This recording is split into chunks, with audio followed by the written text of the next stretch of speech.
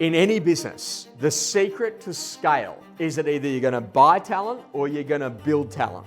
And when you think about buying talent, you might do a merger and acquisition. You might be in a position that you buy someone's business, or you might be in a position that ultimately you're putting something out there in terms of an incentive or maybe a sign-on bonus to bring someone over to your organization. And this is the only industry where literally every competitor and every single agent that goes head-to-head with you is actually listed on a website.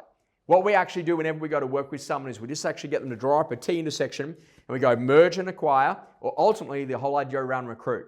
We go through everyone who's in that market today, who are the people that we could recruit, and ultimately what are the businesses that we could merge or acquire to ultimately build a bigger entity. Now this is really important on the buy side, because if you're going to scale, then ultimately sometimes you've got to buy out a competitor to ultimately take yourself from the third or fourth position to getting you into the number one position inside of that marketplace. The second thing that you might want to think about is how do we go to build talent? Now, building talent is massively important. Bringing people into teams so they get exposure to a high number of transactions. Learning what it actually takes to generate the leads, win the business, and ultimately sell the property, but also to giving them exposure to hundreds of clients throughout the course of every single one of those campaigns. Building is a massive part of what it actually does for the future of our industry.